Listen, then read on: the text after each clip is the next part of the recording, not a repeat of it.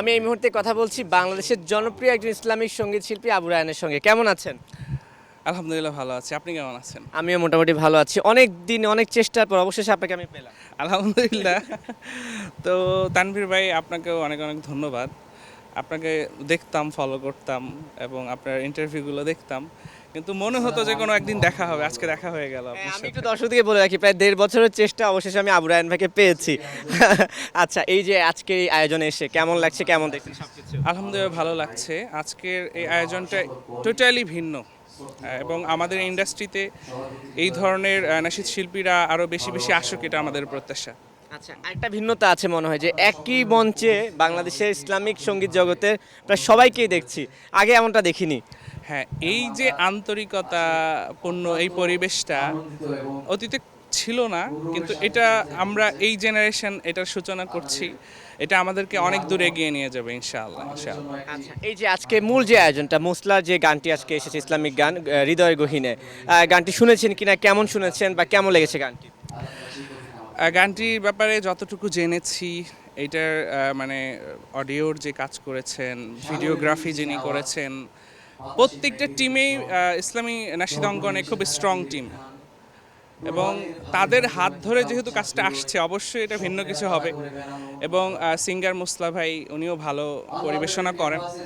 Overall আলহামদুলিল্লাহ অনেক ভালো কিছু আমরা পেতে যাচ্ছি ইনশাআল্লাহ। ইনশাআল্লাহ, অবশ্যই। আর এখন আপনার কাছে আসি, আপনার কাজকর্ম কেমন চলছে, কি কি নিয়ে ব্যস্ততা চলছে এই মুহূর্তে? এই মুহূর্তে তো স্টেজ শোগুলো খুব বেশি হচ্ছে, আপনারা জানেন যে সারা দেশে প্রতিনিয়ত আমরা স্টেজ শোগুলোতে অংশগ্রহণ করছি। আর পাশাপাশি কিছু নতুন নাশিদের পরিকল্পনা চলছে।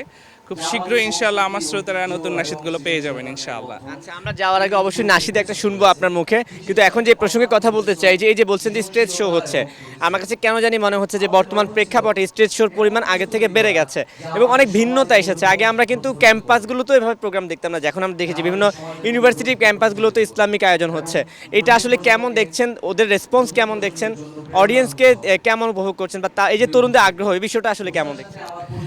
দেখেন, এটা আসলে আমাদের দীর্ঘদিনের একটা প্রত্যাশা ছিল। একটা সময় ছিল নাশিদ শুনতো শুধু মাদ্রাসা বা একদম ধর্মীয় ঘরানার, খুব যারা প্রপারলি ধর্মটাকে চর্চা করে তারা শুনতো। আলহামদুলিল্লাহ অ্যাট দিস মোমেন্ট সব মহলের লোকজন নাশিদটাকে ভালোবাসে, দেখছে, শুনছে। বিশেষ করে আমাদের পরবর্তী প্রজন্ম, আমরা যারা মুসলিম ঘরানার মানুষ আছি, আমাদের এই পরবর্তী প্রজন্ম এই নাশিদগুলো খুব ভালোভাবে রিসিভ করতেছে। আলহামদুলিল্লাহ এটা আমাদের জন্য খুব ভালো দিক।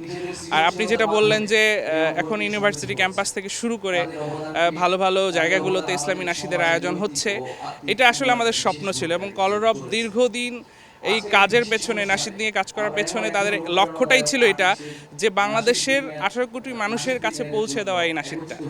যেহেতু আমরা মুসলিম এবং আমরা চাই যে মিউজিক্যাল গানের এগেনস্টে উইদাউট মিউজিক একটা ভালো কিছু থাকুক, যেটা আমাদের প্র্যাকটিসিং মুসলিমরা যেটা শুনতে পারে এবং সেখান থেকে হালাল বিনোদনটা নিতে পারে।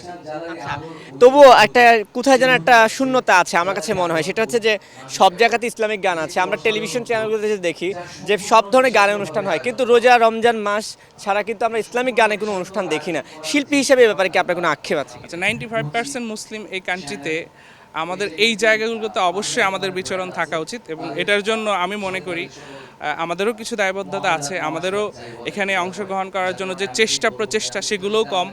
ইনশাআল্লাহ এটা কেটে যাবে এবং আমরা আশার আলো দেখতে পাচ্ছি।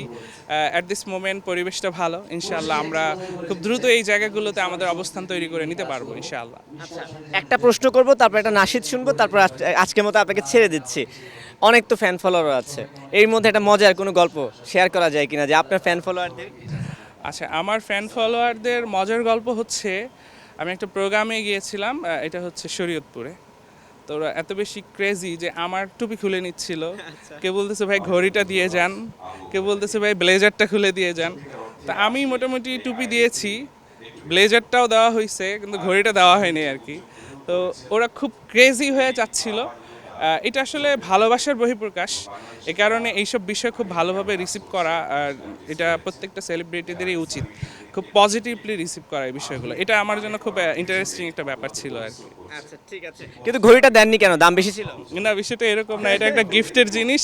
আমার খুব স্পেশাল একজন পার্সন গিফট করার কারণে এটা আর কি দেওয়া হয়নি। আচ্ছা ঠিক আছে, এখন সেই ফ্যান ফলোয়ারদের জন্য শেষ মুহূর্তে একটা নাশিদ ইসলামী সঙ্গীত শুনতে চাই আপনার মুখ থেকে, অল্প করে কোনটা শোনাবেন? আচ্ছা, নাশিদ তো আসলে যদিও এই পরিবেশে গাওয়াটা কঠিন, পাশে অনেক বেশি লাউড সাউন্ড, তো তারপরও ভাইয়া বলেছে আমি ছোট্ট করে একটু গাচ্ছি। আমাদের প্রিয় কবি কাজী নজরুল ইসলামের একটা ছোট্ট নাশিদ আমি পরিবেশন করে শোনাচ্ছি। হেরা হতে হেলে দুলে, খুব পছন্দের একটা গান। হেরা হতে হেলে দুলে নুরানি তনু ওকে আসে হায়, সারা দুনিয়ার হেরে মেরে পর্দা খুলে খুলে যায়, সে যে আমার কমলিওয়ালা কমলিওয়ালা, সে যে আমার কমলিওয়ালা কমলিওয়ালা।